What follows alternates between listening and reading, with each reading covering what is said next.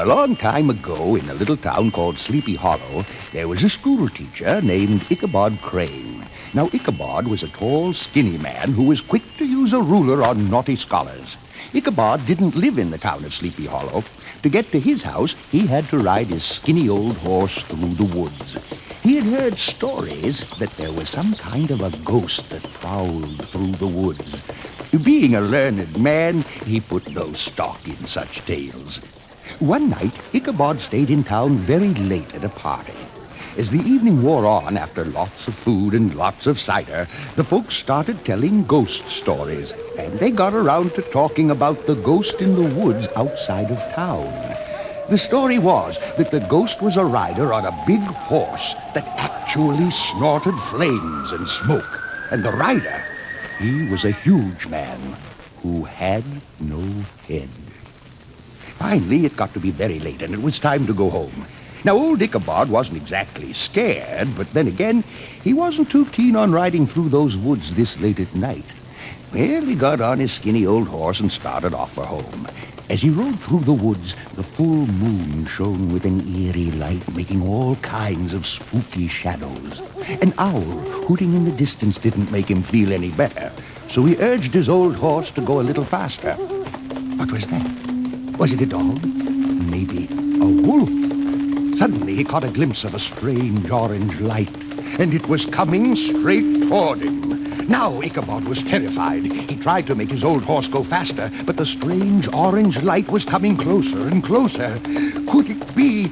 Yes, it was a rider on a horse. The horse seemed to breathe smoke and flames, and now the schoolmaster could see better.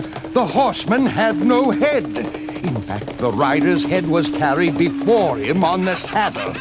And he was laughing, the craziest laugh you've ever heard. The headless horseman was coming very close to Ichabod now. He could feel the heat from the horse's fiery breath. They raced through the woods. The goblin was laughing. Ichabod was screaming. It was some wild scene as they raced along the little trail that led to a little bridge near the church. Just as they came to the bridge, the headless horseman suddenly stopped. His horse reared up. And what happened next is the scariest part of the story. The goblin rose in his stirrups and threw his head straight at Ichabod.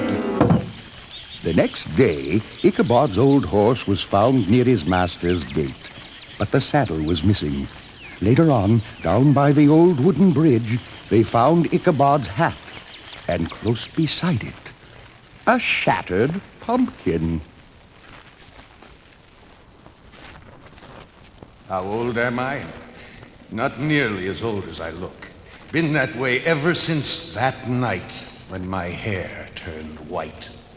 That night, well, I was driving home from a dance up near Ridgewater on this little road that leads to the big highway. It's pretty dark and winding for at least 10 miles, bumpy and curving through a forest so thick that the branches keep scraping on the sides of the car like they were trying to keep you from getting away. Suddenly, there's somebody in the road right in front of the car. I jammed on the brakes and stopped just in time.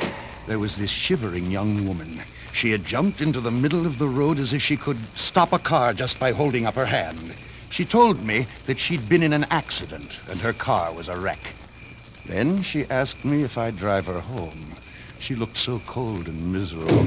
I let her in and even threw my white jacket around her because she was wearing a thin silk dress without even a sweater.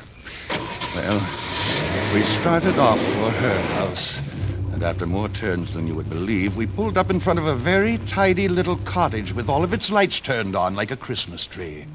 She just sat there looking all worn out like she had used up every bit of energy she could spare. "Please ring the bell and see if my mother's home," she said. "The bell is on the left near the brass knob." I rang the bell, and the lady who answered looked like an older version of my hitchhiker. Before I even had a chance to speak, she said, "Don't say a word, just come this way." It all seemed very strange, but I followed her anyway. Up the stairs, down a hall, and into a very pretty room. A girl's room, I could tell. And on the table by the bed, there was a picture of a young girl. It was my hitchhiker. But all around the picture, there was a black border. Then the woman beckoned me to follow her back downstairs. I followed her down the stairs, out the door, and past the car. There was nobody in it.